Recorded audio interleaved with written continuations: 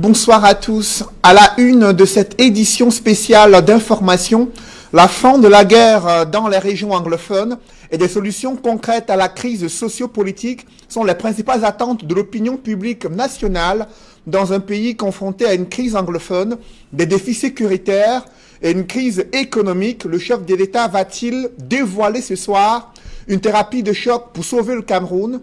Au fil de l'histoire politique, les attitudes du chef de l'État ont-elles permis de désamorcer les crises? C'est le dossier de cette édition spéciale d'information.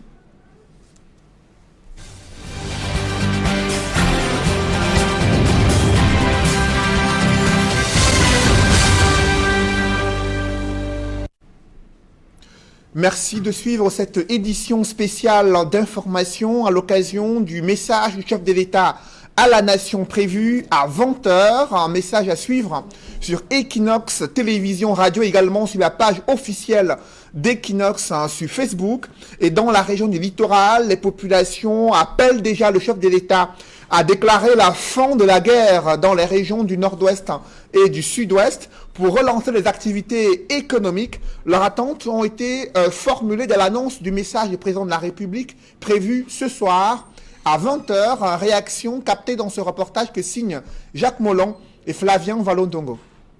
Les habitants de la ville de Loum, dans le département du Mungo, vivent au rabais à cause des crises qui secouent le pays. Les choses montent, ça monte tous les jours que Dieu a crié, mais les choses de planter même ne montent pas, rien ne monte.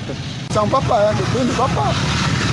Le feu ne va pas. Avec l'annonce de l'adresse à la nation du président de la République, les attentes des populations de cette partie du pays sont multiples. C'est de mettre fin à la crise anglophone, c'est toutes ces crises qui arnaquent nos pays et qui fait couler beaucoup d'économies. Présentée comme l'un des bassins agricoles du département du Mungo, région du littoral, la ville de Loum connaît depuis le début de la crise anglophone une chute drastique sur le plan économique à cause de l'agriculture en baisse. La vie devient trop chère. La vie est chère. Il faut alors relancer l'agriculture au Cameroun, subventionner les planteurs, subventionner les paysans et les faire revenir vraiment à la force agricole. Toujours dans l'ordre des attentes, les habitants de Loum souhaitent voir en liberté toutes les personnes interpellées dans le cadre des manifestations liées à la crise anglophone. Les acteurs politiques qu'il a incarcérés, il faut les libérer et faire retour à la justice. Le quotidien des populations de Loum n'est pas aisé. Les parents pleurent le sort de leurs enfants qui, quoique diplômés, sont toujours au chômage. Ils veulent donc des améliorations dans ce sens. Les enfants sont devenus tous les bandits. Le chômage.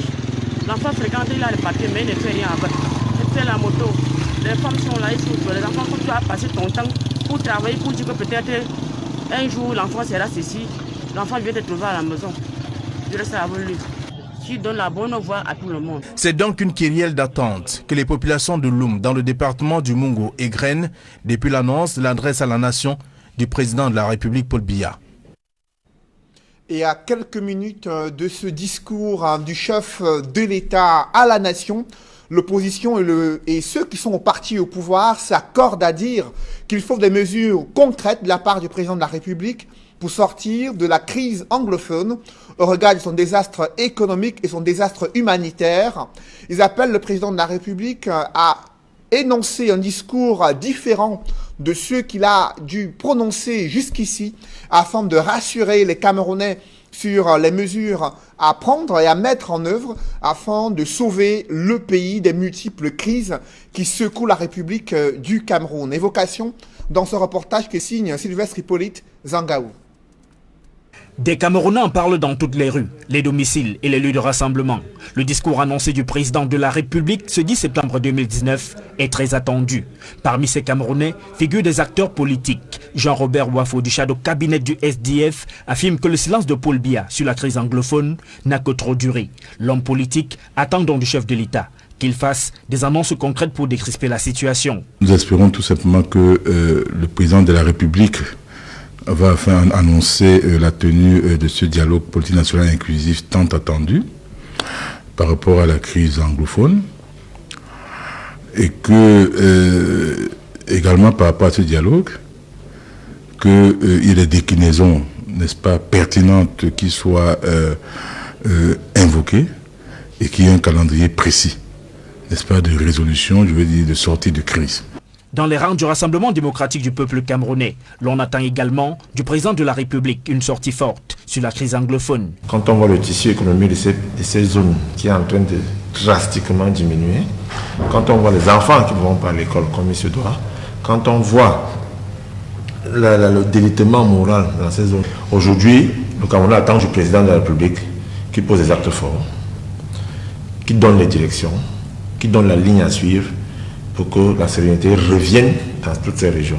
Le militant du RDPC affirme également que Paul Biya, pour rassurer les Camerounais sur sa volonté de lutter contre la prévarication de la fortune publique, doit annoncer la fin de la récréation par des mesures concrètes avec application immédiate. Je suis de ceux qui pensent que pour aider le président Paul Biya à accomplir sa tâche de manière sereine et de manière allègre, il faut que tous ses collaborateurs, de près ou de loin, qui ont trempé dans la gestion des affaires publiques, pas seulement de la canne, tout ce qui est gestion des affaires publiques, de la fortune nationale, et qui ont été en délicatesse avec cette fortune, répondent de leurs actes. Cependant, pour Jean-Robert Wafo, tout ceci ne reste que des souhaits des Camerounais. Paul Biya, lors de ses précédents discours, en temps de crise, a opté pour un autre son de cloche, soutient le militant du SDF. Je serais certainement surpris que certains Camerounais soient surpris que on aboutisse, n'est-ce pas, à un discours qui ne satisfasse pas les attentes, n'est-ce pas, des populations. Il ne reste donc plus qu'à attendre 20h ce soir pour savoir si les Camerounais auront des réponses ou non à leurs préoccupations. Et ce discours du chef de l'État à la nation doit être diffusé sur les réseaux sociaux. Sur ces plateformes, certains Camerounais sont sceptiques à l'idée des annonces fortes qui pourraient être faites par le chef de l'État dans le but de décrisper le climat sociopolitique au Cameroun.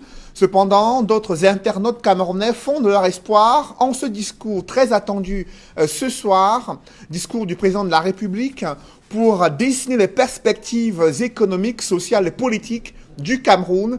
Réaction des internautes dans ce reportage que signe Nadine Yambou.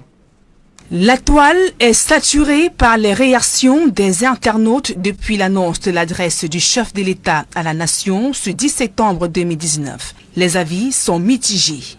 Certains s'indignent d'un discours de trop de Paul Biya qui n'a pas sa raison d'être. C'est à presque 90 ans qu'il va se montrer conciliant aux démocrates, s'interroge le journaliste Benjamin Zébazé, l'appelant à rester dans sa prison dorée. La situation sociopolitique dans les régions du nord-ouest et du sud-ouest pourrait être l'un des points importants du discours du chef de l'État Paul Biya ce soir. Voici à ce propos ce que déclare un internaute. Enfin, diront certains qui ont longtemps attendu en vain qu'il s'exprime sur ce dossier avec ses conséquences sur le plan économique, social et infrastructurel.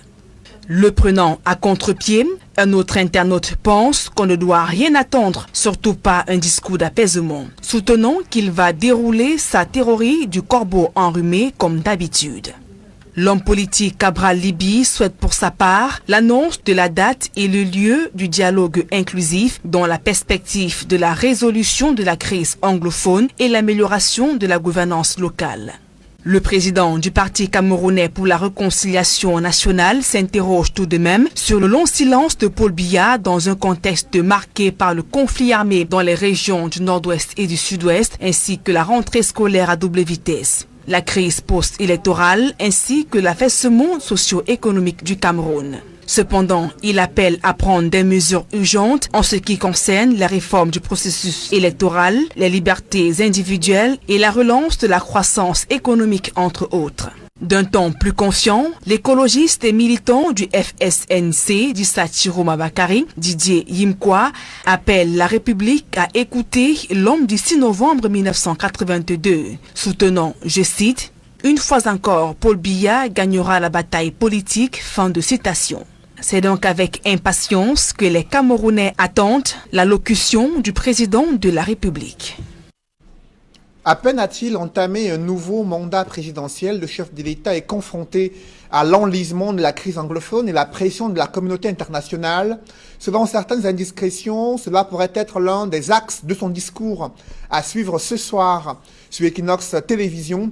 Quelques temps forts de cette crise anglophone et les actions présidentielles qui ont été menées jusqu'ici pour tenter de désamorcer la crise qui perdure jusqu'à ce jour. Évocation avec Donald Brice Kamgan. Fin 2016, avocats, enseignants et leaders d'opinion investissent la rue à Bamenda dans le nord-ouest. Pour les avocats, la manifestation vise à faire traduire en anglais les actes de OHADA.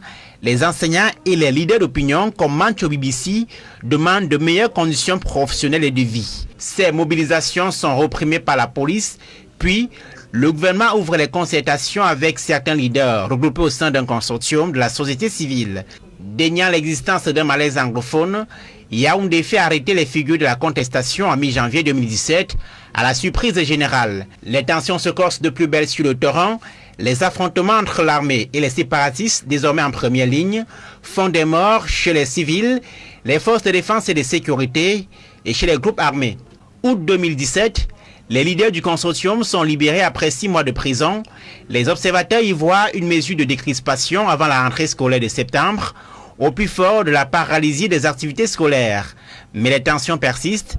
Le 1er octobre, les séparatistes proclament ce qu'ils considèrent comme leur indépendance sur les 2 régions. Alors que les pertes humaines s'accumulent dans l'armée et chez les civils, le chef de l'État annonce que toutes les mesures seront prises pour mettre hors d'état de nuire ceux qu'il désigne par criminels. Des propos suivis par l'arrestation et l'extradition du Nigeria pour le Cameroun, du leader séparatiste Sisiko Ayutabe et de 46 de ses compagnons en janvier 2018. 10 d'entre eux viennent d'être condamnés à vie. Escalade de tensions. International Crisis Group dénombre plus de 235 éléments des forces de défense et de sécurité assassinés. Son récent rapport évoque 1850 morts, 530 000 déplacés internes et 35 000 réfugiés au Nigeria. Pour la facture économique, le GICAM l'a chiffré en fin 2018 à 269 milliards de francs CFA de pertes, suffisant pour que la pression internationale se durcisse. En février dernier, les États-Unis, plus offensifs, ont coupé de 97 milliards de francs CFA l'assistance militaire au gouvernement. Le Congrès et le Sénat américain demandent avec emphase l'ouverture sans condition d'un dialogue inclusif, une position partagée par l'Union européenne, les Nations unies et bien d'autres acteurs des relations internationales. La récente rentrée scolaire peu suivie dans le nord-ouest et le sud-ouest, comme c'est le cas depuis 2018, donne à voir l'impasse dans la crise. L'ouverture des discussions entre le gouvernement et certains séparatistes sous l'égide de la Suisse n'a pas encore désamorcé la crise. C'est dans ce contexte sociopolitique très tendu que le président de la République doit s'exprimer. Quels sont les enjeux de ce discours à suivre ce soir, mardi, en plein mois de septembre 2019, quelques jours après la rentrée scolaire dans les régions anglophones, au moment où la communauté internationale a un regard sur le président de la République confronté à 3 ans de guerre et de crise anglophone. Les enjeux de ce discours à suivre ce soir, d'autres précisions avec Duval Fangwa. 2 ou 3 sujets majeurs pourraient constituer les axes de la communication du président de la République. Primo, la crise anglophone. Avec plus de 2000 morts et environ 600 000 déplacés internes face à une situation humanitaire désastreuse, cette crise sociopolitique préoccupe non seulement la communauté nationale, mais aussi les pays amis et les chancelleries occidentales qui appellent à un dialogue national inclusif. Les échanges entre l'état-major de l'organisation de la conférence générale anglophone et le chef du gouvernement à Yaoundé il y a quelques jours présagent une annonce forte du président de la République dans le sens d'une décrispation de l'atmosphère. Pourquoi pas la libération de Sisiko Ayutabe et compagnie. La libération de Maurice Kamto et de ses alliés à la dernière élection présidentielle est également évoquée dans les chaumières. L'Union africaine, les chancelleries occidentales ont indiqué clairement leur volonté de voir libre le numéro 2 à la présidentielle d'octobre 2018 au Cameroun. Paul Biya, souvent présenté comme l'incarnation même de la miséricorde, pourrait à l'occasion de cette communication activer les leviers des pouvoirs que lui confère la Constitution dans les rapports entre l'exécutif et le judiciaire pour faire une annonce forte dans ce sens. Question de faire tomber la pression et bluffer par exemple les Nations Unies qui doivent débloquer quelques 10 milliards de francs CFA au Fonds de consolidation de la paix en faveur de Yaoundé. Toutefois, selon certains analystes, il faut rester prudent avec Paul Biya, qui est une virtuose des feintes et des contre-pieds. Il pourrait servir un discours martial à la place d'un message de paix, en rappelant les sacro-saints principes de la primauté de l'État de droit. Il faut se souvenir qu'en 1991, alors que beaucoup attendaient l'annonce de la tenue de la conférence nationale souveraine, il l'a déclaré sans objet aux grandes dames de l'opposition qui criaient dans les rues depuis plusieurs mois. En 2008, en pleines émeutes de la faim, alors que la rue grondait, Paul Biya, contre toute attente, a pris la parole pour dénoncer les apprentis sorciers et rappeler que force resterait à la loi. Et pour ceux qui espèrent qu'il annonce sa démission, c'est mal connaître l'homme lion. Paul Biya, auréolé de tous les honneurs et le prestige que lui confèrent ses 37 ans de magistère, peut-il choisir de jeter l'éponge alors que le navire Cameroun traverse une zone de turbulence? Lui qui disait dans une interview avec Yves Mourouzi à Radio Monte Carlo en 1990 qu'il voudrait que les Camerounais gardent de lui l'image de celui qui a apporté la paix, la démocratie et la prospérité au Cameroun. Selon les prévisions. Et au fil de l'histoire politique, les attitudes du chef de l'État, Paul Biya, ont-elles permis de désamorcer les crises en pareilles circonstances? Revue des discours du président de la République lorsque le pays a traversé des crises multiformes. C'est dans ce reportage que signent Emmanuel Diop et Guy Zogo. Revoici Paul Biya dans un rendez-vous avec ses compatriotes à l'occasion d'un discours en période de crise. Cet exercice, le président de la République a eu à le pratiquer souvent à plusieurs reprises depuis son accession au pouvoir en 1982. Tout commence avec la tentative de coup d'État du 6 avril 1984. Paul Biya s'adresse à la nation le 8 avril pour annoncer l'échec de ce prononciamiento et promet des sanctions pour ses auteurs. 3 ans de répit vont suivre avant que la crise économique ne s'invite, obligeant le président de la République à s'exprimer devant l'Assemblée nationale le 20 juin 1987. Il déroule alors une série de mesures, dont la suppression du téléphone dans les services administratifs et la mise en vente du parc automobile de l'État. L'objectif visé, qui est d'éviter de recourir au Fonds monétaire international, lui, ne sera pas atteint puisque le Cameroun signera avec cet organisme des accords en 1988. 3 années plus tard, le 28 juin 1990, Paul Biya se voit contraint, dans un discours lors du congrès du RDPC, d'appeler les siens à se préparer à la concurrence, notamment au retour du multipartisme.